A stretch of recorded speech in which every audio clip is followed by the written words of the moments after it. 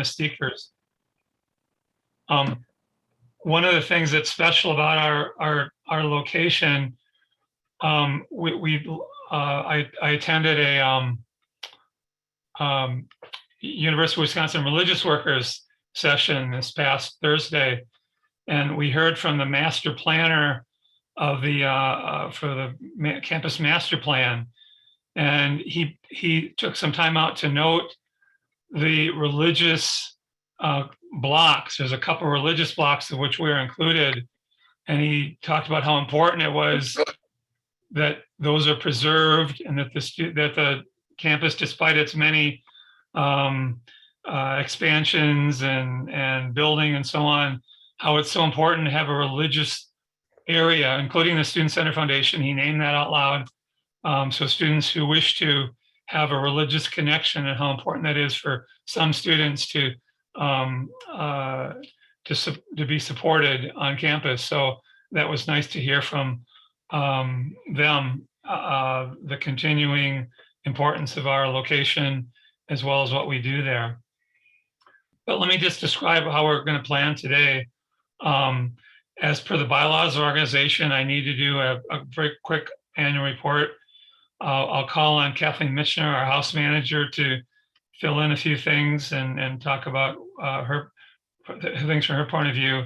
And then we'll present and introduce Joe Ritter, who's the CEO of Albert Baker Fund, who has graciously agreed to spend some time with us this morning to talk about his organization, as well as issues with college-age youth.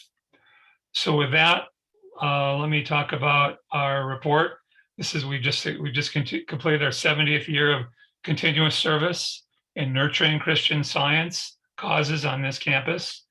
And we do this in 4 ways. 1, support and underwrite activities of the Christian Science student organization. 2, provide low-interest higher educational loans to Wisconsin-based Christian Scientists. Those are called SWOPE loans. 3, offering meeting space for informational and other opportunities related to Christian Science, such as today's discussion. We also issued 2 newsletters this past year, and we let us know if we can include you on our electronic or paper copy newsletter list. And 4, sponsoring a residential community. That residential community is named Concord House, and it consists of 7 dormitory-like rooms for students who agree to maintain a substance-free moral lifestyle. Treasurer's report. We have a team of folks who keep track of our finances.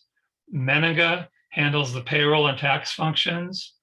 Accountant Steve Gorton, who's a Christian Scientist from the Monroe area, completes on a voluntary basis our annual tax-exempt federal report and our financial audit. And he just completed that audit last month and found everything to be in good order.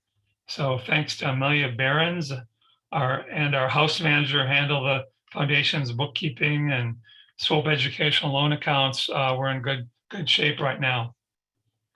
Specifically, in the year ending June 30th, we had about $47,536 in income. Donations comprised $5,300 of that amount. Unfortunately, expenses were $56,188. But again, we have shared living facilities, and those weren't in the most high demand this past year because of the pandemic. So, getting by with about an $8,000 loss is not too bad. In terms of our invested accounts, we have $181,000 in our investments. Those increased $9,300 last year.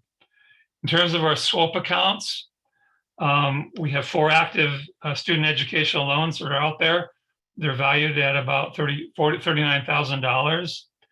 We have lots of available assets for new loans, almost $296,000. So please spread the word about this terrific resource for Wisconsin-based Christian Scientists attending accredited colleges anywhere. Loan amounts are 1.37% for undergrad, 2.15% for graduate students. So, good rates are available. I wanted to introduce Kathleen Mitchner, who's our house manager. The house manager job is just so important to everything here.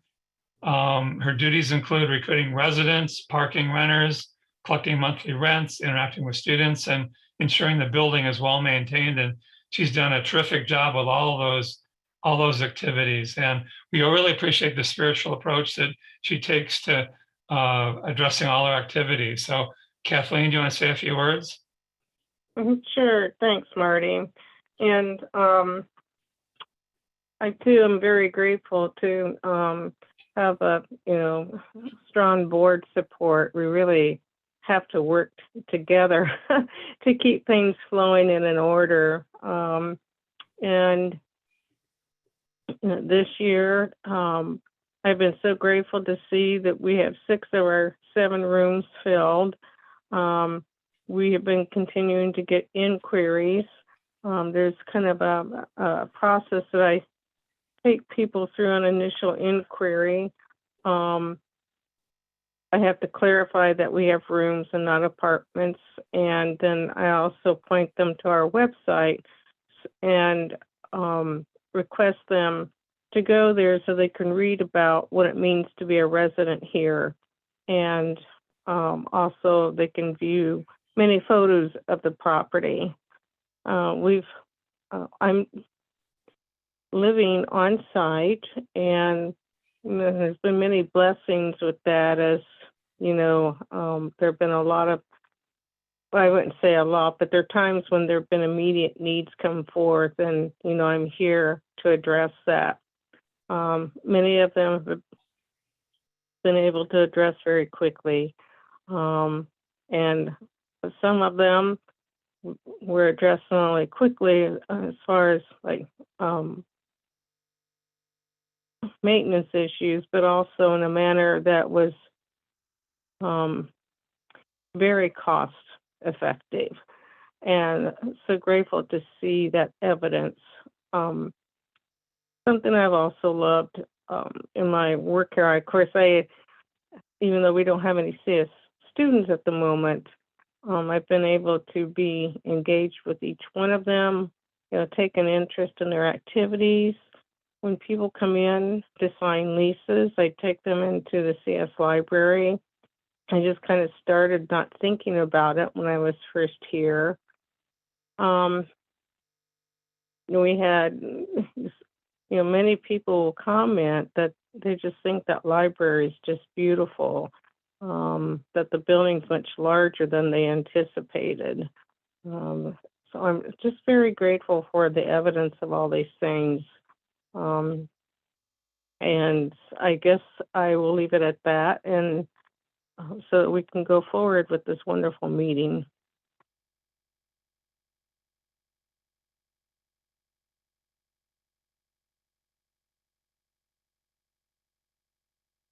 Oh, Marty, you're muted.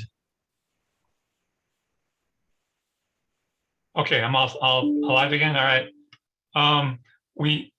The Christian Science Student Organization is not currently meeting. We don't have any Christian Scientists since last spring on board here, but we are still looking at any Christian Scientists in the state of Wisconsin who might wish to join in a Zoom network CSO, where we still are open to that concept and would love to help fill that need if we are aware of any Christian Scientists out there. So please let us know if there are some going to University of Wisconsin Superior or Concordia, wherever, and we'd be happy to see if we can loop them into a weekly CSO event. Real quickly, we appreciate the active and dedicated board of directors. I'd like to introduce them, so could you raise your hand when I call out your name? So Bill Kilgore. Thank you, Bill. Gordon Myers, Lee Sorensen, Dale Johnson, and Margie Kurtz. We thank you for your service to the Student Center, and also many thanks to past board members and past house managers and all those who support Christian Science on this campus, and particularly our donors. That's very important to us. Now, our bylaws call for the annual meeting, which we're holding today. And we can have up to 9 board members and 3 student board members. If you'd like to serve on our board and be part of our family, please contact me via the email at csomadison@gmail.com. And again, board members can live anywhere because we meet by Zoom at this time. So election of board members, all in favor of having the current board members continue for another year, raise your hand. All opposed, same sign. Good, we're all on board again. Is there any other business to attend to? Any other questions or announcements that I could answer at this time? If not, I'd like to do just a couple things. I want to do some readings before I introduce our speaker. But Gordon, you want to just talk about how people can interact in today's meeting, or any guidance you have for us? Yeah, so thanks everyone for joining us this morning. Looks like most of you were able to join fine. Those of you who aren't here. For that reason, we're recording this. I'm going to have the recording of it posted on our website for a little while, so anyone who misses it this morning can still go back and review. I think, and correct me if I'm wrong, Dr. Ritter, if Joe is open to it, we might be able to jump in with questions throughout the presentation. Absolutely. Great. So as you have questions, the preferred way that I wish for us to interact is using the Zoom reaction raise hand feature. I'll just briefly explain that. So if you're on a computer, then you move your mouse basically anywhere on the screen, you'll see a row of buttons. There's like mute, stop video, et cetera, et cetera. There's one on there called reactions. And when you click on the reactions button, there is a further button called raise hand. If that's too complicated, just turn your video on and physically raise your hand, and I'll try and keep an eye on it. One final note is I see we do have one caller not on a computer who's calling in with a telephone. And of course, the procedure there is a little different. For the individual on the telephone, if you want to indicate that you have something to say, dial *9 on your phone, and that will trigger a raise hand action. And then once I call on you, you'll have to dial *6 to unmute yourself. So I might want to just jot that down briefly. *9 is a way of notifying the host that you wish to say something, and *6 will unmute yourself. So if anyone has any questions and are confident enough to do technical questions, please feel free to send them to me in the chat. Otherwise, if you can either make use of the raise hand feature or just raise your hand physically on the camera, and we'll get it sorted out. So back to you, Marty. Thank you, Gordon, for being our star technology. I appreciate that. Just a couple of readings that relate to our topic today. From the Bible, Isaiah, even the youth shall faint and be weary, and the young men shall utterly fall. But they that wait upon the Lord shall mount up with wings as eagles. They shall run and not be weary, and they shall walk and not faint. And from Science and Health with Key to the Scriptures by Mary Baker Eddy, while age is halting between two opinions or battling with false beliefs, youth makes easy and rapid strides towards truth. Let me introduce our speaker. Dr. Joe Ritter became the Chief Executive Officer at the Albert Baker Fund in Folsom, California in June 2020. The mission of Albert Baker Fund is to serve the cause of Christian Science and humanity by providing resources for the education and development of Christian scientists. Prior to coming to Albert Baker, Dr. Ritter was the founding dean of the College of Individual and Community Health at Bemidji State University from 1995 to 2018. Dr. Ritter worked at Principia College in Elsa, Illinois, his final position there being provost and dean of academics. He also served as a faculty advisor to the world famous Principia solar car project for 23 years. Before coming to Principia, Dr. Ritter earned a BS in chemical engineering from University of Illinois and a PhD in chemical engineering, along with a master's in computer in informational science from the University of Delaware. He's also right after college, he had several stints in a couple of engineering jobs in the private sector. So without further ado, let's welcome Dr. Joe Ritter. Thanks for spending time with us, Joe. Thank you, Marty. Thanks for that wonderful introduction. That was very gracious. I'm going to share my screen. I've got some slides I'm going to be sharing. For those on the phone, I'll try to describe what you're seeing, I guess. And let me get the screen share started. There, can everyone see the first slide? Yes. Okay, great. So, I gotta click over here. Okay, so there's two main parts for the presentation. One is a summary of the Albert Baker Fund activities, and then we're going to discuss exploring ways to support college-age Christian scientists. And that the discussion is, we love it to be a discussion, and I will use the phrase I often use in Sunday school. I've got the stuff I have to talk about, and I'm more than happy just to talk about what I want to talk about. However, at any point in time, as Gordon said, raise your hand, ask a question. I'd rather be more of a discussion than a one-sided soliloquy or monologue, I guess, a soliloquy or a monologue. So we're going to start with a little bit of information about the summary of the Albert Baker Fund activities. And if I sound excited, it's because I am. I think there's amazing opportunities that the Albert Baker Fund does. And so one thing we did last year, so it's the 2020 impact report.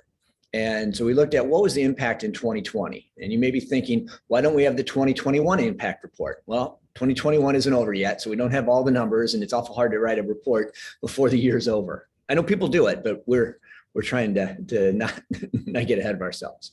So this is looking at the impact from last year. So that was my first year interacting with the Albert Baker Fund.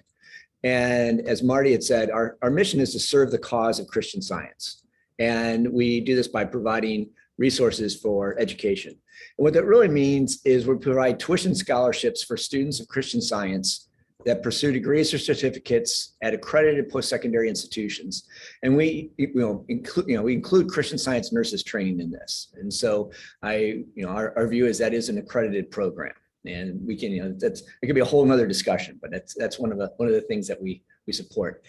And that's what we do. But why do we do it? And I imagine the Student Center Foundation has a similar view. We do it because we want to have students have access to these transformational experiences. And the transformational experiences are so that they can grow spiritually. And there's a lot of different types of growth, but spiritual growth is the most important one. And I can, all kinds of tangents and riffs I can go on looking at these different areas, but spiritual growth is what it's all about. And so many young people, when they go to colleges, ages 18 to 22, it's when they're trying to figure out who they are and who God is and what is their relationship with God. And so allowing resources to let them, get these experiences is really key. In the meantime, they'll also find a career often, or at least a job. And there's a difference between those two, but we want to help the young Christian scientists reach these goals. I think it's we have very similar overlapping goals with the Student Center Foundation on that. So the Albert Baker Fund had a very modest beginning back in 1964. And so Joseph Hurd was one of our founding members, and he had worked as the manager of the college organization division at the Mother Church. And while he was traveling, he saw there were a number of young Christian scientists back in the early mid 1960s who just needed a little bit of help to be able to complete or continue their college education. So Joseph Hurd, along with some Christian scientists on the East Coast and West Coast, created the Albert Baker Fund. And of course, it wasn't called the Albert Baker Fund initially. It was just a fund for Christian scientists. And they gave low interest loans, and these are small gap loans. So back then, when tuition was perhaps $250 to $500 a year, these were loans that would allow them to pay their tuition, sometimes room and board, to be able to continue or complete their college degree. And so these small loans was the start. Joseph Hurd went on to become a Christian Science teacher for years. And this was kind of the start of the Albert Baker Fund. So it was just college loans to Christian Science students. And I've actually read the charter and some of the stuff. I don't know what was going on at the time, but it was for students of Christian Science as taught by Mary Baker Eddy. I don't know if there's another version of Christian Science out there, but it was very clear. It was students of Christian Science as taught by Mary Baker Eddy. And that was the founding of our program. Since then, the Albert Baker Fund has expanded to support Christian Science nurses training, and we also now have a reach into international programs, and you'll see more about that. So, okay, back here. Oh, there we go. So last year in 2020, there were, I know our development and marketing people wanted us to get over 1,000. Well, it was not quite 1,000, but nearly 1,000 Christian Science students of Christian Science students were impacted. We awarded $1.9 million, and we saw that 670 received scholarships and loans, and 300 participated in our Career Alliance program. So we saw a pretty good size impact. And while as Christian scientists, we never record numbers, that's a sizable number of young Christian scientists that are out in the field. And so one major change that happened this year is that student debt is becoming an issue across the board with many places, of course, with the presidential elections and Congress talking about it. So the Albert Baker Fund trustees decided this year that we would transition to being a scholarship-only organization. And you might guess there are some financial implications of that. So we're looking at long-term, what does that mean? The initial would be, without additional fundraising, the scholarships, there will be a lower amount of money given out, but we actually have gotten commitments and donations so that we can give the same amount in scholarships that we would have given out in our scholarship and loan package for this upcoming year. So that's pretty exciting. And so the idea would be to keep the amount that we give the same, but convert it all to be scholarships and not give out loans in the future. And it's all kinds of neat, fun financial stuff to think about that way. So last year, we had we called our North America Post-Secondary Program, or NAPS. And with colleges and universities, 70% of all of our awards go to US and Canada. And we have some people at the Albert Baker Fund who don't think we should call it the North America Program because it's in the United States and Canada. We do not have a program in Mexico. But calling it the US and Canada program is a little, it takes longer than just saying NAPS. So it's our North America program. This is our largest program, I would say our flagship program. And so the $1.4 million was awarded, with the average award being $4,500. So in 2020, that was a combination $2,300 scholarship, $2,200 loan. And this year it's a $4,500 scholarship. So that's a transition. We also had a program called the Brotherly Love Fund. And what we saw last year, and I don't know if you saw the same thing in Wisconsin, there were a number of students that we had never seen before, never had asked for support because they never needed it. And so either one parent or both parents lost their job or had to take a significant salary cut. But a number of students, and in fact, a few cases, these were families who had donated to the Albert Baker Fund, were now coming back to say, wow, could you support us? And so we created the Brotherly Love Fund to give additional support to those who needed it, which is kind of going back to the initial, gap funding. What do you need to make it through school? Kind of reminds me of It's a Wonderful Life with Jimmy Stewart, where there's a run on the bank and he says, what do you need? Now, we can't give you everything, but what do you need? And that's kind of what the Albert Baker Fund was able to do to help quite a few students. We traditionally help 190 to 210 students over the last 4 years. So 239 was a peak for us. And then with international program, we have, so 70% are in North America, 30% are to our international program. And the average award internationally is only $900. Now, I say only, $900 goes a long way in most countries in Africa. And in some cases in Africa, that currently is paying for both tuition and some of their living expenses. And we're kind of wrestling with, are we a tuition only? Do we do room and board? And the problem is, because of the way the world is now and with social media, one student in Africa has another student, you said there's somebody from Cameroon in Wisconsin, Albert Baker Fund's paying for my room and board in Africa, and then we get requests, why aren't you paying for mine in the United States? And part of it is really understanding our policies and saying, here's what we do. So these are our programs. And so it doesn't have to be necessarily completely equal, But what we're seeing is when anything looks like an exception, all of a sudden, I wouldn't say it's a run on the bank, but all kinds of requests come in because, wow, if you did it here, why aren't you doing it in this other country? And every country is unique. And I'm a father. Janice, my wife Janice, and I have 5 children. Everyone's unique. Everyone needs to be treated, specially, but you have to, same thing with these different countries. What's our program in the United States? What's it in Canada? What's it in England? What's it in Nigeria? Very, very different programs. But the average award there is $900 as opposed to $4,500, helping 166 students. And the other challenge is with we're in 13 countries in Africa, the overhead and the cost of running that program is much more expensive. And there's a lot to deal with working in 13 different countries. So 93% of our international students live in these 13 different countries in Africa. I'd say the predominance, 80% are in 6 countries, and then the other ones are smaller programs. And we've had requests from South Africa, and there's 3 additional countries where we are aware of the Christian Science movement, where there are students of Christian Science living that we don't have programs. And at some point we may want to expand into those countries.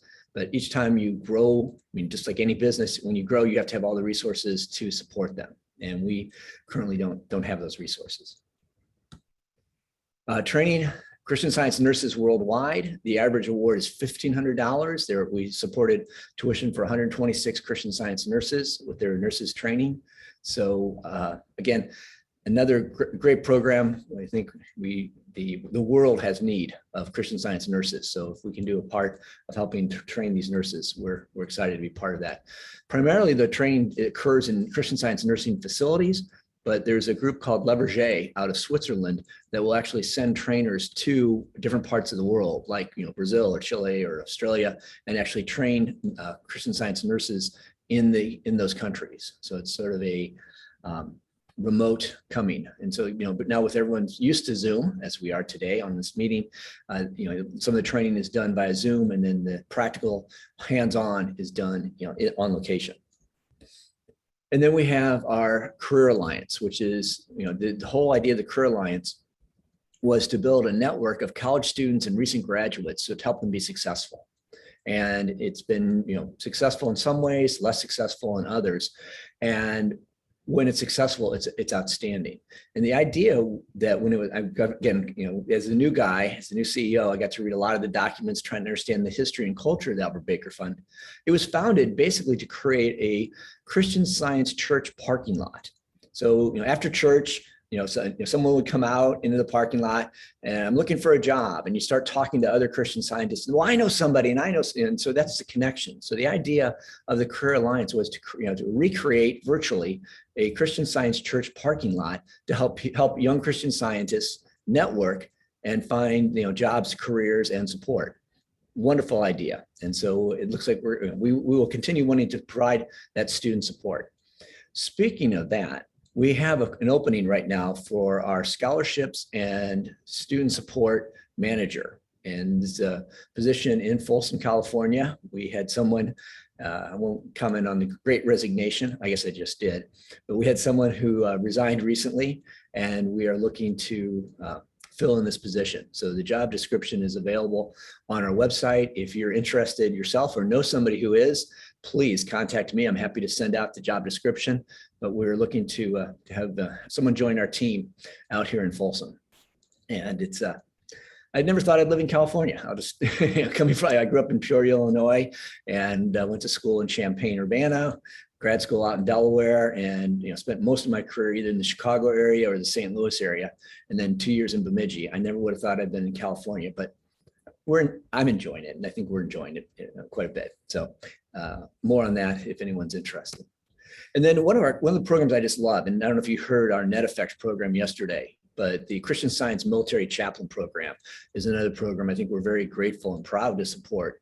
So this is, again, we typically only have 1 or 2 students in the program. It would be wonderful if there were dozens, but typically 1 or 2 students a year, working primarily with Boston University, although we are a Catherine Trevor Roberts is at a different school, and she's going to be commissioned soon as a military chaplain. So we're excited to have that program as well.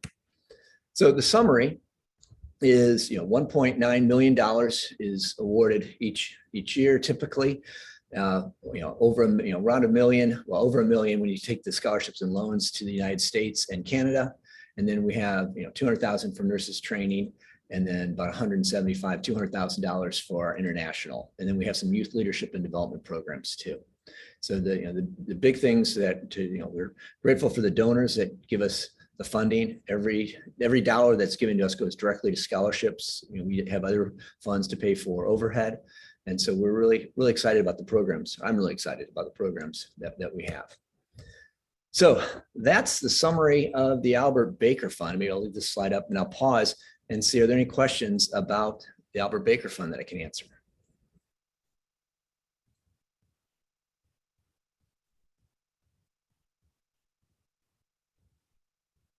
Marjorie? Hi, I was not aware that there was this sort of program called the Career Alliance. And so I was just making a quick note, that it involves connections, jobs, and internships and the like. Can you, I don't know, is it only available to current Christian Science students, or would that ever be available to prior loan recipients of, say, the Student Center org funds, or if they had Albert Baker Fund? I don't know. What are the parameters, I guess, of that program? I'd like to know more. That's a great question. It's open to anyone. And again, my analysis of it, and I know this is being recorded, so I'll have to watch what I say, Gordon. Half joking, not joking. But the Career Alliance, as I've seen it, it started as trying to build this network for college age and young Christian scientists to help them be successful. What we found over the years, and this has been going for 7-8 years, is that the Christian scientists, and there are also people who are, and it's open to people who are friendly of Christian Science. And so what we found was that the college age and young Christian scientists weren't nearly as interested in being part of this network as mid-career and late career Christian scientists were. And so when we would hold events, you might, if there were 40 or 50 people there might be 1 or 2 students. Typically it was mid to late career Christian scientists, which is great. I mean, but that wasn't what it was for. And so we don't want to exclude anyone, but we want to really make sure the focus is on helping the young Christian scientist. And so this is where, I don't know if you're familiar with our Net Effect. It's a great program. We were having it every Friday with different Christian Science speakers talking about their careers. The challenge is it's an hour long on a Friday afternoon. How many college students are attending an hour-long presentation on a Friday afternoon? You can probably guess. I don't have to. And so we've created a library so that students can go in and look at, watch these. It's still, I think, too long. An hour is beyond the, it's the attention span, but that's, let's say, the commitment span. So I think in some cases, these speakers, yesterday, our speaker was a military chaplain. And it was interesting. Robin Jones is the host, and he said, it's often been said that military chaplains are practitioners in uniform. What do you think of that? And he said, well, I think actually, even the church may have used that as a tagline for a while, but it really is better to think of, we're not the only Christian scientists in uniform. Any student of Christian scientists, any student of Christian Science in the military is really a practitioner in uniform. Should have been a mic drop. I'm like, wow, that's powerful. Let's get that clip. So if somebody is thinking of going into the military as a Christian Scientist, and when we get to the later slide, and I always hate to steal my own thunder, but I will.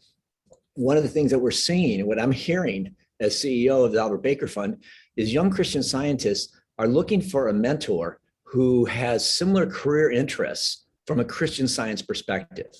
And an example I'll give, I met younger than me. I met someone who had spent 5 years on the San Francisco police force and had changed careers, but he had 5 years of experience as a Christian Scientist serving in the San Francisco police force. We have an Albert Baker Fund scholar who is working to become a police officer in Minnesota. So connecting the two of them and the young man who wants to be a police officer, it was amazing. He just said, I never even thought there'd be another Christian Scientist who want to be a police officer. And so being able to talk to somebody else, or from a business perspective, or engineering, so having, so our students, they want to get that mentoring, that support from a Christian Science perspective. Now, the challenge we have, and again, this is where the discussion is, Gordon's had me in class, so I'll talk about stuff I was planning on talking about later, and when it ties in. But what we have to be ready for as mentors, or as whatever you want, role models, is we have to be ready when the students are ready.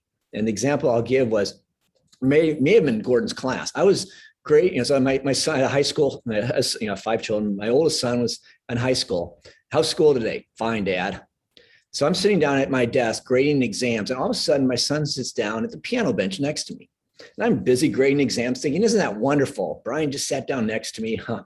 And it dawns on me, I'm like, I need to listen. The angel thought says he wants to talk. So I put my pen down, we start, I stop grading, stop whatever I'm doing. And that's when, how was school today? That's when the conversation occurs. As mentors, that's what we have to be ready to do. So when the Albert Baker Fund or anyone goes out and says, are you ready to be mentored?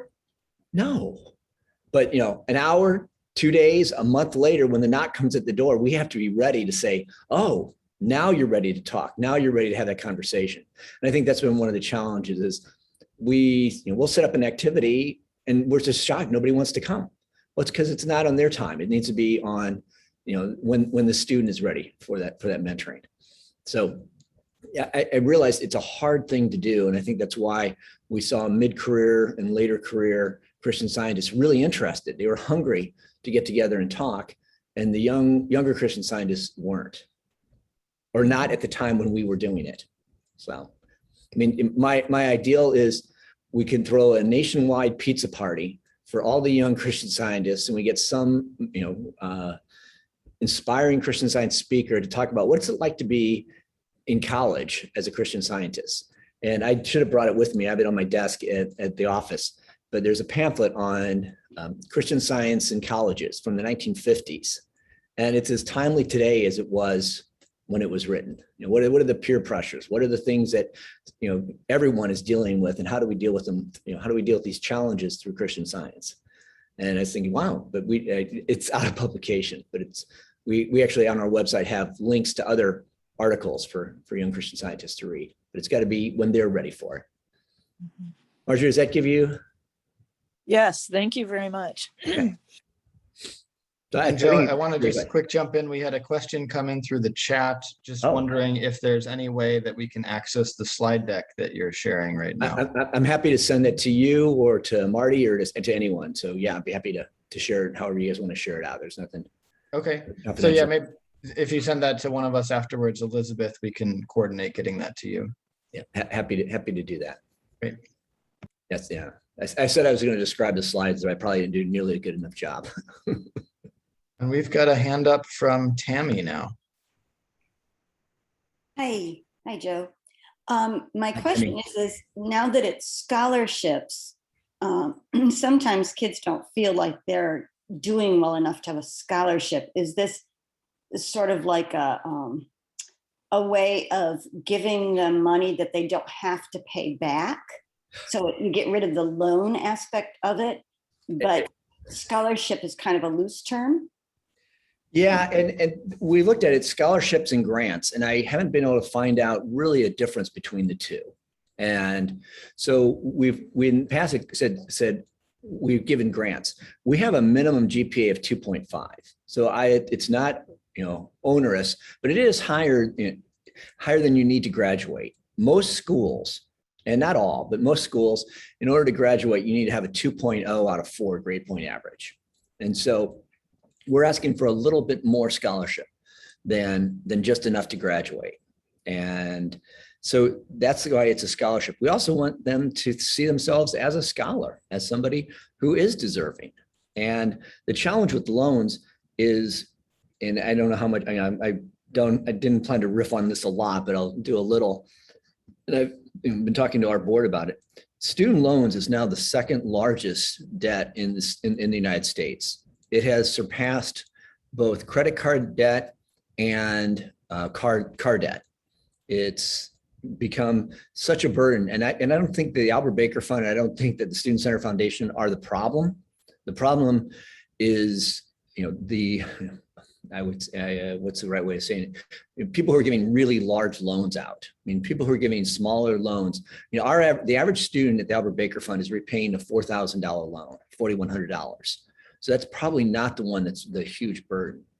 But there was a school where the commencement speaker committed $35 million. So at the commencement speak, you can imagine how these students responded. But at the commencement, there was a commencement speaker who said, I'm going to pay off all of the graduating classes' student loans. And it was a commitment of $35 million, which I thought was really amazing. And then I found out there were only 400 graduates. So that meant the average student at that school had $85,000 in student debt. $85,000.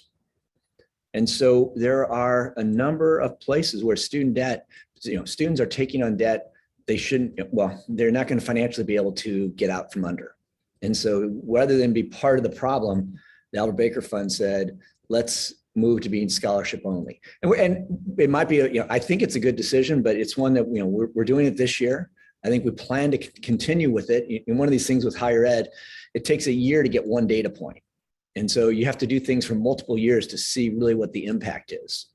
And so that's where we are. But it was, rather than be part of it. And there were a few donors, and some of them were even churches that said, if you're giving out student loans, we don't want to support you because that's, we don't want to be any part of a group that's giving loans out for students. Even at, our loans are a little higher interest, at 3% interest after you graduate and a year of grace period. And so it's not a huge amount of interest. And of course, that's almost, it's more of just paying back the principal is what allows us to continue to fund future programs. So we're looking at, a financial model of doing scholarships only. Does that answer your question, Tammy? Yes. Excuse me. Yes. Thank you very much. Yeah. And I have a slide that talks about, student debt, and it just later on, and it's kind of interesting. Why don't we jump there? Let's see. It's right. Having two screens and different keyboards. Don't look at the slides, pay no attention. Yeah, so here's if everyone can see it. This is self-reported data from our ABF applicants. So we've actually asked for this information. So you would think this is somebody who has likely completed 2 years of college. I mean, on average, so because we have new students who've just started, we have students that are in their senior year, a handful of graduate students. But the average student that is applying for a Albert Baker Award has $1,000 in credit card debt, $1,000 in loan. Of course, some have no auto loans, so the average is $1,000. Non-ABF loans is $2,400. I'm sorry, ABF loans is $2,400, and then they have the average student has $12,500 in non-ABF student loans, and then other debt. So the average student has $23,000, $24,000 in debt already by their by the end of their sophomore year. And they're estimating that their school debt, both loans from us and from others, will be $30,000 when they graduate. And for a young person graduating with $30,000 in debt, it's one thing if the interest rate is 1.9, really low interest rate as your organization has, or 3% as ours have. But some of these interest rates are 7 or even 12%. And the students can never, they're barely able to make the payments on the interest, let alone working down the principal. And so this is where the student debt has become a burden for so many young people. And unfortunately, many high school graduates, as they're going to college, and maybe the parents as well, don't really understand money. They don't understand interest. They don't understand credit cards. They don't understand how this is going to become, such a burden to them. So, I want what's best for my child. So we're going to take on all these loans. And as a result, the average student is graduating with $30,000 in debt. All right. Well, see if I can jump back to where we were. Oh. Okay. Any other questions on the Albert Baker Fund before we move forward into our next part of the discussion? Kathleen? Hi, Joe. um, this has just been so wonderful. You know, I mean, I was familiar with the ABF website and some of the things you did, but this is giving greater insight. One is a question, and one is something that might be of interest is when you were talking about connecting with Christian Science military chaplains. Mhm. And no, I know we don't point to person, but I don't know if you know of Roger Gordon. Roger Gordon worked for CSPS for a number of years. And he has since, in the past few years, gone in and had the military chaplain training. And so that is his new love, and his, well, I wouldn't say new love, but you know, Yeah. how he is serving. But he also had a really wonderful article. I think it was in the journal, and I can't remember when, in the past few years, I believe, of how he overcame substantial debt. Oh, okay. Yeah, it was just a really wonderful article. My other question is, If you could send me that link, if you have it. oh, sure, yeah. That'd be great. Roger Gordon? Yes. Okay. And the other thing is that you were talking about, and this I just wholeheartedly agree with, that spiritual growth is the most important. You know, in these students as they're going forward. Do you have any sensing of how Christian Science students are being more engaged with church work and CSO activity, or, you know, serving the cause of Christian Science? Yeah, that's the to quote the old game show, that's the $64,000 question. And I think the challenge is, how do we reach, you know, to me, it's the piano bench question. You know, how we have to be ready to reach this young people and help them. And of course, the Christ will reach them. We don't have to, but humanly, take what human footsteps should we take? And one of the last conversations I had when I was at Principia, and I was provost, I was talking to the Principia alumni group. And it was almost, you know, it felt like an attack, but it was, you know, three Principia graduates have three recent graduates have moved to our area, and none of them are attending church. What did Principia do wrong? And I kind of just listened for that angel message. Well, how do I respond to that? And the answer that I shared was, if you are providing something that is of such value to these young people, they will come to your church. So that's what really needs to be done, is how do we do that? And one of the things that, and I'm going to jump ahead on slides again, sorry. And I may not have a talk left by the time we're done. Yeah. So, what are the Christian Science resources? And I usually have this slide twice, and Gordon knows, as a teacher, I used to say, if I want you to remember something, I need to say it 3 times, not once, not twice, but 3 times. So I've got to say it 3 times. See what I did there? So you got to say it 3 times if I want you to remember it. And so I have this slide a couple of times in my talk, but connecting college students with their local Christian Science community. And I'm thinking, again, as a parent of 5, one of the criteria that we Janice and I had for our children, of what school should you go to? One of the criteria was an active, supportive Christian Science environment nearby. So our oldest son went to Principia, which of course there's the largest CSO in the world, and then went to the University of Minnesota, which has an active CSO. Our son went out to Cal Poly in San Luis Obispo. We flew out to LAX, drove up the coast, and when we got there, we met with the president of the Cal Poly CSO, We spent 3 hours in a coffee shop talking to them about the nature of God, what the CSO did. And what we found out is that particular CSO, they would run a beach house every, once a semester and just spend a weekend playing games, talking, having fun on the beach. Not every college organization, not non-Christian Science organization, runs a beach house to play games and talk about God and read the lesson. But wow, what a great supportive environment.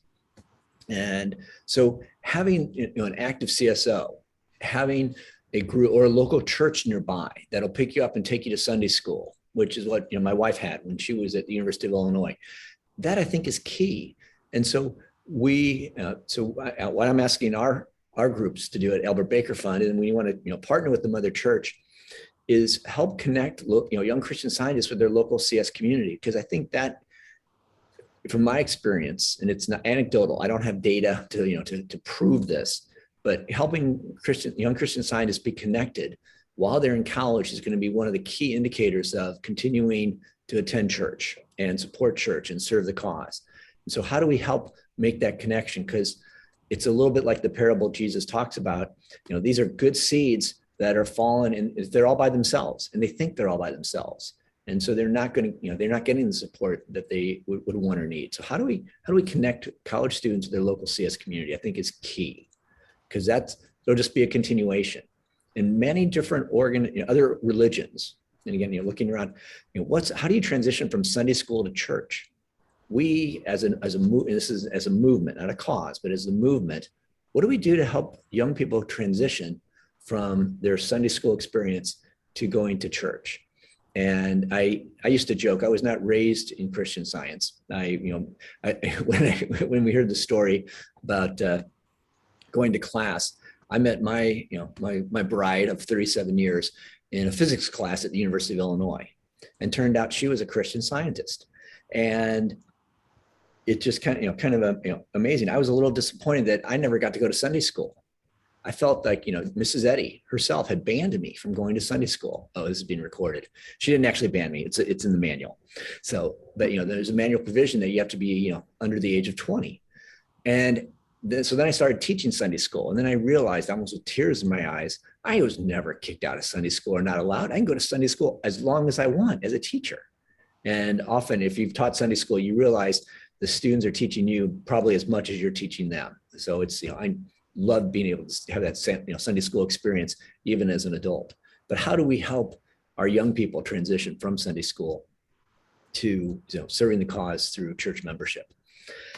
If I had the complete answer for that, Kathleen, I think that would be make all the difference. And I think it's individually.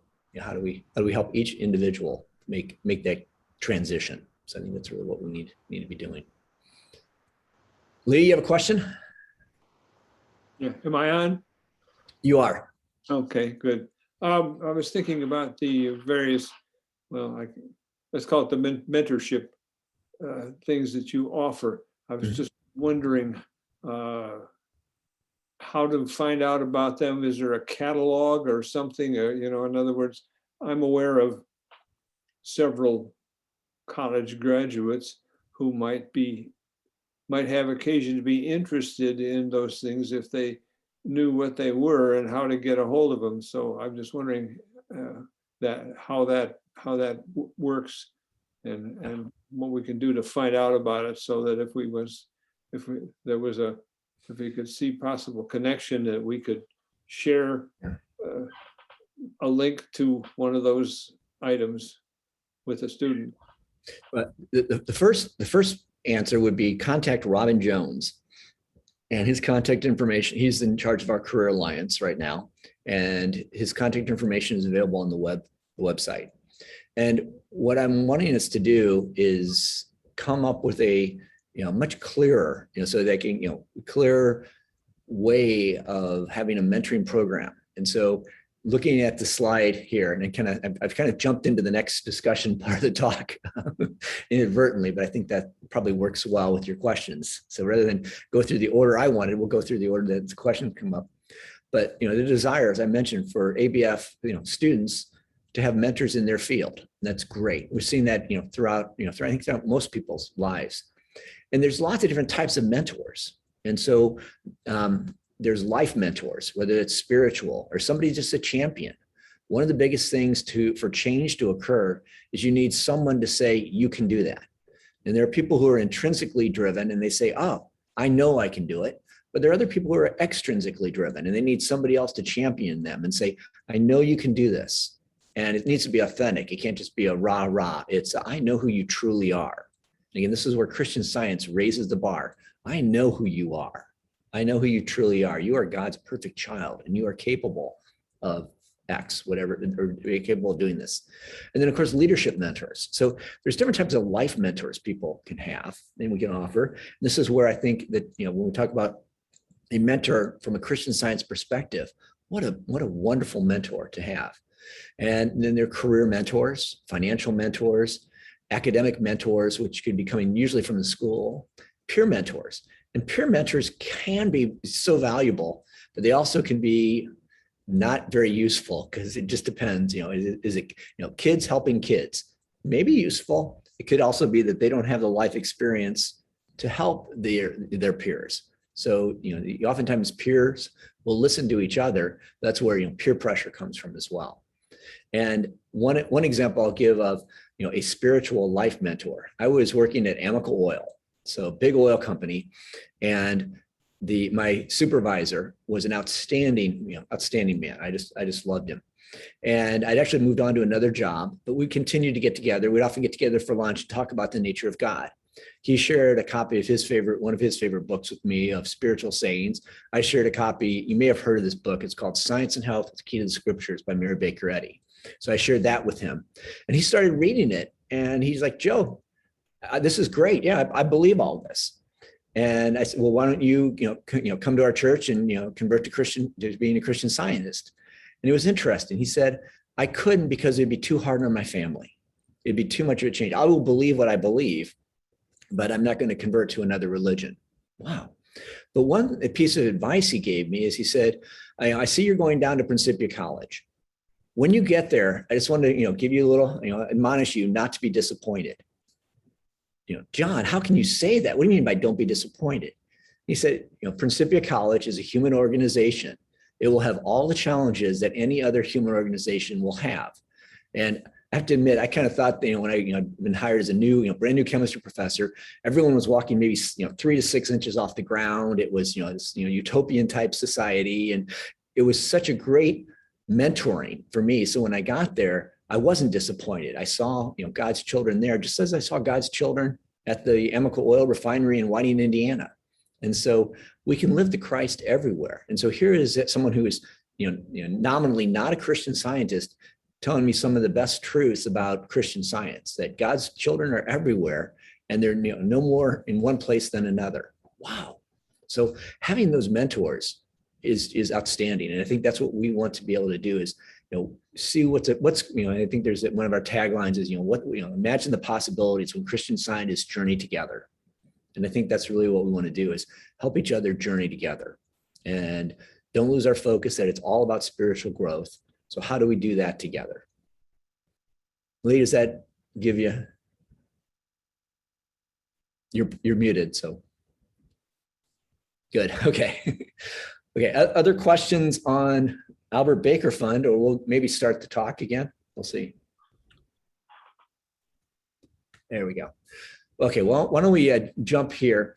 So the topics I had, was how do we, the question is, how do we help young Christian Scientists journey together?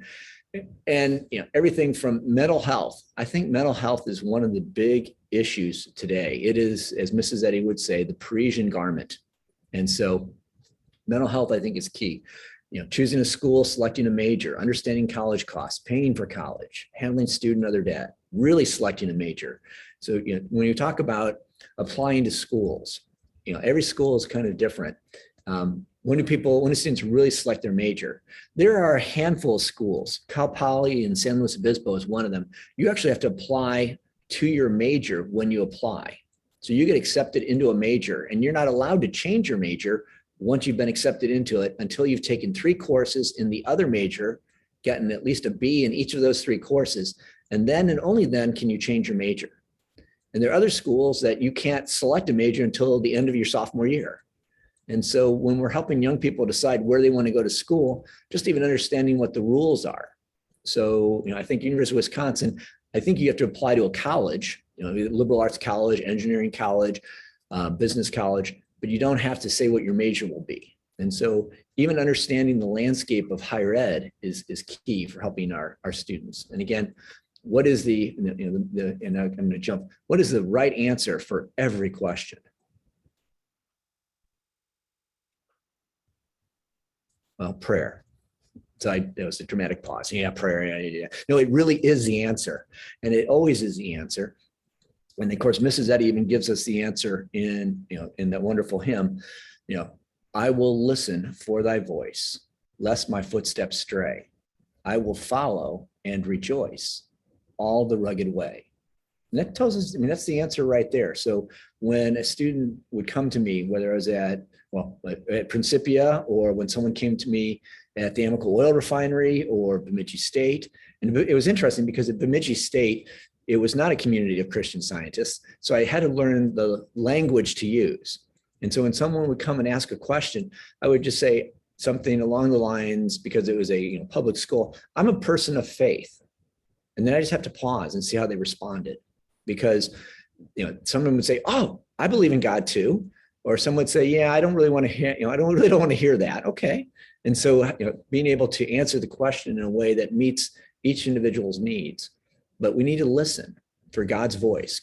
Prayer really is listening. So we listen and we have to be obedient. And there have been a number of times where I've listened, I've heard very clearly. And one of my favorite was back at Principia College. And Gordon might remember the van shed. And so there, we have these vans that you can borrow.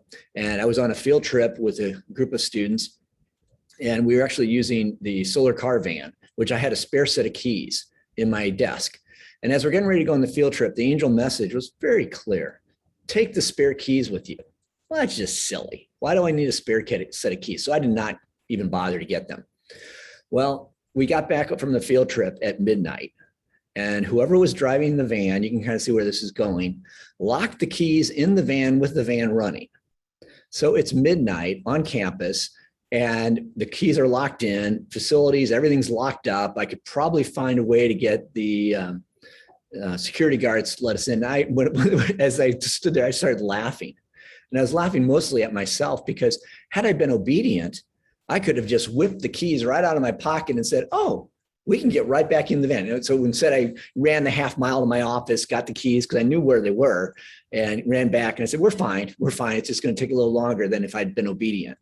And so recently I was traveling, and again, the angel message was, grab your passport, even though I often travel with my passport, but it was somewhere different than what I was going to take with me. Oh, fine. So I grabbed my passport. Well, sure enough, I'd left my driver's license, which I would have used for traveling at the airport. I had to scan it in for some government document. So I got to the airport and I didn't have my driver's license. No problem. I got my passport. So, again, we have to not just listen, we have to be obedient. And then what I realized too is it's not enough to be obedient. Father, I hear you. I'll do what you want, but I don't like it. No, that's not you. We have to be joyful. So I will follow and rejoice. And of course, it's going to be easy. Mrs. Eddy tells us that. No, all the rugged way. So we shouldn't be surprised if it's going to be a challenge as well. So the best thing we can do is keep, and help our students, our young people know, yeah, we need to listen. We need to be obedient. We need to be joyful. And it's as simple as that. It's as hard as that, because we have to listen. We have to tune everything else out. But how do we help our young people listen, help them listen, be obedient, and be joyful? And so if we can connect our young people with their local Christian Science environment, community, then that's gonna be key. An on-campus Christian Science organization. There's a student I'm aware of, an Albert Baker, someone that Albert Baker Fund, supported. For 3 years, this young person, they and the advisor were the only ones at the CSO. They met every week, every Tuesday. I think it was a Tuesday. Met every Tuesday for 3 years, and they really enjoyed the two of them meeting. Senior year, all of a sudden, 3 additional Christian Scientists started attending, and this was a camp, much like Wisconsin. It was a campus with probably 35 or 40,000 people. So there likely were other Christian Scientists there. And part of it is getting the word out. How do we help people know that, hey, we're meeting here? But, and I know one of them hadn't been there. They transferred. So, being, whatever the community, whether, 2 or more are gathered in my name. And so in this case, it was a CSO where it was an advisor and a student. So being the advisor saying, I'm here. And so when the one student shows up, rather than say, oh, there's only one student, it's, wow, there's one student, and let's see what happens. But having, an on-campus Christian Science organization, and our 2 daughters at Minnesota, they love the CSO there. They think it's, just wonderful. It's an active group, and I don't think it's huge, but it's nice. And, my interaction with the CSOs were at Delaware, there were about 5 or 6 of us who'd get together. And I just, I was in graduate school. I loved it. We'd sit around, somebody would do readings, and then we'd share how we use Christian Science that week. And the CSO at University of Illinois that I attended a few times with my wife, my girlfriend at the time, and I probably went as much just to be with her as I did because of the service, but it was more of a formal service. So, but social media communication preferences, I think that's one of the keys. Are we willing to meet the students where they are? A mass email to all the students will probably get opened by 30%, 70% if we're lucky, but they may not read it. They may just open it.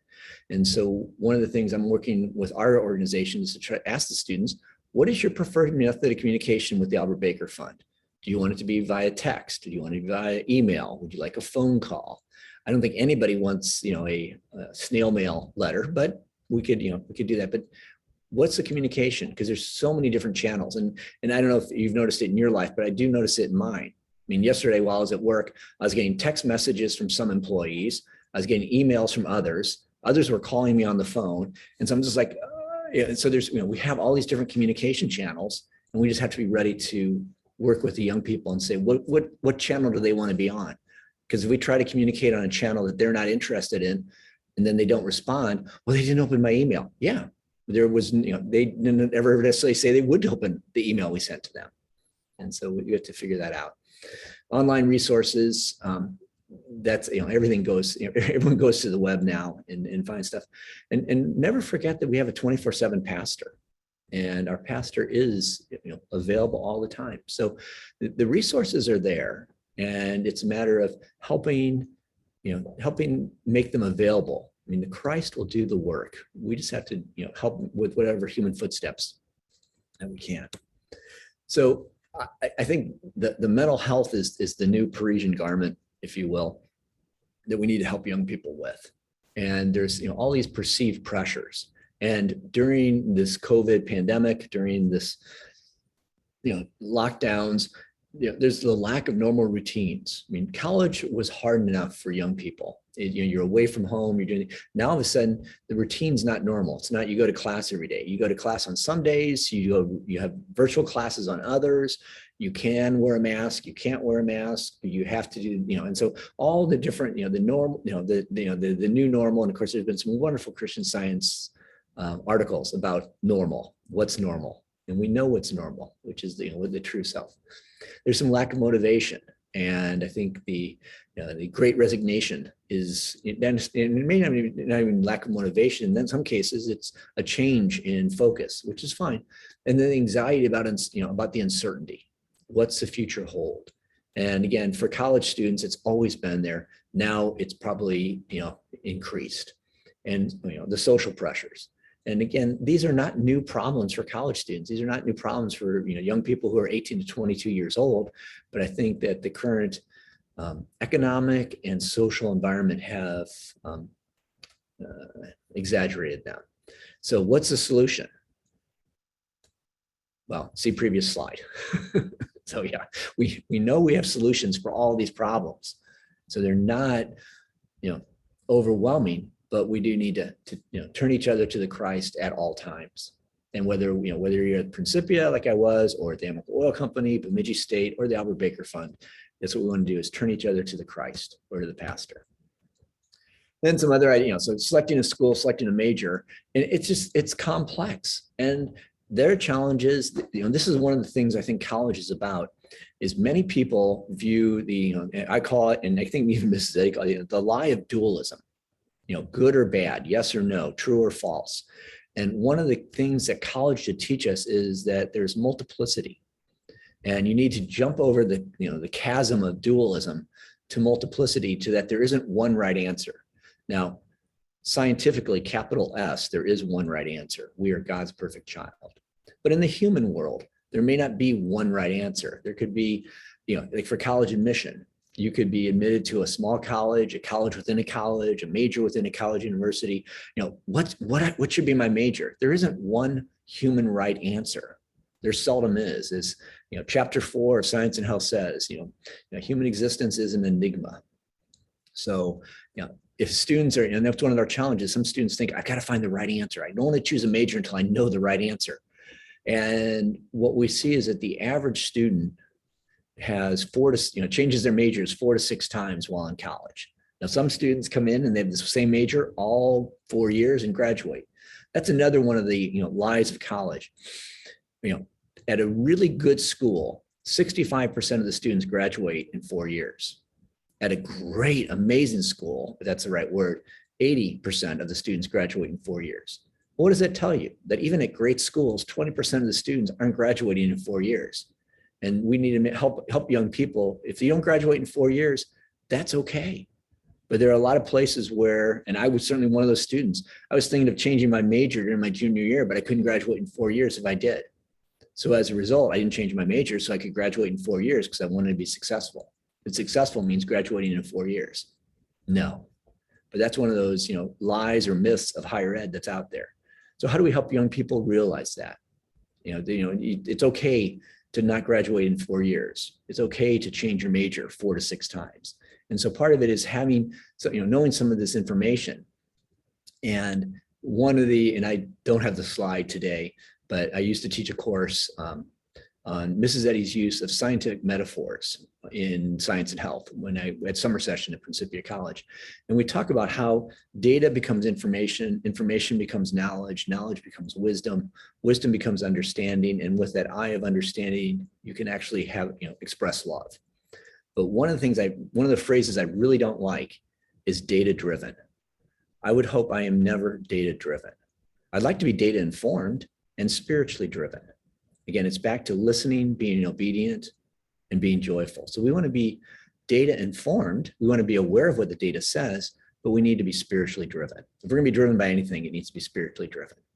So how do we help a student, in high school? And so it's sort of the into, through, and beyond. How do you make good decisions going into college? How do you make good decisions through college and then beyond college? And so that Career Alliance is helping our students into, through, and beyond college. And so I think Career Alliance is probably the wrong name. We may end with a different name, student support, but we want to help students go into, through, and beyond. And it's always about listening, being obedient, and being joyful. So when do you select a major? Some say at the end of your first year, not until the end of your second year. We don't need to make it too early. And then other schools say you have to do it before you get admitted. So again, what's the right answer? There isn't one singular right answer. There are many right answers. And that's again the idea of multiplicity. There could, should you do, there could be a lot of good answers for you. And one, I guess I'll jump to, who do we work for? And we always work for God. And so we're never unemployed. But we need to, what's the human, what does it look like in a human experience? College costs. This is kind of a fun one to, again, helping our young people and families. If you've been to college, you may understand it. And there's TRB, and the acronyms in higher ed are amazing. There's so many of them. But it turns out Christian Scientists are not short on that either. I just learned a new one this week. CSS. Anyone know what CSS stands for? Cascading style sheets. Very good. It's Christian Science Society, as opposed to a Christian Science Church or a CSO. And the one we're not supposed to use is COP, because that's Committee on Publication. Please say the whole thing out. And so, yeah, and so CSS was a new one, but tuition, room, and board. And then there's books and equipment. And many schools will say, well, you don't need a computer. But in today's world, if you want to be successful in college, you pretty much need to have your own, personal laptop computer. Student fees are often ways that schools that have been told they can't raise their tuition increase the amount of revenue. And so there are different student fees, whether it's a technology, it used to be, if you went to the school, they provided, whatever you needed. Now there's a technology fee to pay for the internet. Okay, sure. And so there are different, some places have health fees that you have to pay. Sometimes you can get them waived. Sometimes you can't, depending on the school. Travel. I mean, if you want to go to school and it's a drive home, or is it a flight home? And then all kinds of miscellaneous expenses. And this is something that the Albert Baker Fund has been trying to look at is there financial need? And it's trying to explain it, having worked in the field for 25 years and trying to explain it to someone to look at the application. So a student has a car at school. Is that a need or is that a luxury? Well, it turns out if they need the car so they can have a second job, so they can help pay for their school, then they need to have the car. But then financially, you can almost look at it, well, is the amount they're making enough to cover the car payments, parking, and insurance? So it might be cheaper not to have the car and not, and not have the job that you need to, you need the car for. So it just gets really complicated to trying to figure out what the need is, who has financial need. One of the biggest issues in financial need is, we'll go to paying for college, is the expected family contribution. So the EFC is something that FAFSA tells us, and there's also CSS. FAFSA is the federal financial aid form. CSS is a private one, and it's used by private schools. Principia is one of the schools that uses the CSS, and it can go into all the different finances and saying, what do we expect the family to pay? And in some cases, the family, the number's accurate. The family, yeah, that's what they could pay. In other cases, you might have a single parent who is just getting by, and their expected family contribution is $10,000, and they're thinking there's no way I can pay $10,000, even though the expected family contribution is that. So are we going to help out and help the help pay the family contribution? Or are we helping only after the family contribution? And so paying for college is, scholarships, grants, loans, need-based financial aid. It gets really complicated to try and figure out what people are willing to pay and what you're able to pay. And so some people are willing to pay higher by taking out exorbitant loans. Others are saying, I don't want to take out these loans, but then how do you get that need met? And again, it's back to, as a funder, we need to listen and be obedient and be joyful. So how do we help each student? And we want to be as fair as possible. And I don't know if the Student Center Foundation gets these requests, but I would say probably weekly, I receive some sort of request from someone asking the Albert Baker Fund for support that's outside our mission or our scope. And I'm getting much better at just saying, thank you. That sounds like a wonderful, wonderful idea. It's just not within the scope of what the Albert Baker Fund funds. So we already talked about the student debt, really selecting a major 4 to 6 times they change the major, mentoring. And I think mentoring is going to be key. I think it's one of the things that will really help our young people is, whether we call them role models, mentors, but somebody to help direct them. And again, I think the spiritual is one of the key things. And, if spiritual is so important, Mrs. Eddy probably would have given us like the idea that there were 3 degrees in progress, going from the 1st degree to the 2nd degree to the 3rd degree, from physical to moral to spiritual. Oh, wait, she did. And so we're all trying to reach this spiritual level. Networking. Again, that's back to the mentoring, networking. So many of our young people are getting internships because, and not just our all young people. I mean, many times, people get a job because of who they know and the networking and connections. They still have to have the qualifications. They have to, show that they're qualified for the position, but they may not even hear about it without having a strong network. So part of our role is to help our students with these networks. I know a guy who knows a guy, or I know a gal who knows a gal. And then career versus job. And this is an interesting thing. So many people, go to college wanting a career, but they sometimes come out with a job. And a career is sort of more of a passion. This is what I want to do. A job is how you pay the bills. It's wonderful if you can have both a job that pays the bills and a career. But it's something to think about and help young people come out with. And the joke being, with the college graduate coming out, do you want fries with that? And no, that's a job. Versus this is what I want to do to help people. This is what I'm doing to serve. And so helping our young people find a career, through networking. And so just to summarize, and I'm looking like I'm about right on time here. So Marty, you should be happy. We're about right on time. This is my final slide, just to review the Christian Science resources that are available. Again, listen, be obedient, be joyful. I will listen for thy voice, lest my footsteps stray. I will follow and rejoice all the rugged way. So we have to rejoice, and we shouldn't be surprised if it's rugged. And I guess with that, I'll open up to any other questions that we have. Yeah, I'd like to, in terms of the church congregation, how they can specifically support young people. How do they approach them? Is the piano bench thing versus not to be too smothering? Oh, good, you're a young person, we need you in our congregation, versus I'm here, or I give you a job, I'd be happy to give you a reference. How do you have that balance so that they don't run away, but they remain part of things? I'm going to give you the same answer I gave before, and then I'll give you a more practical one, I suppose. But the real answer is listen.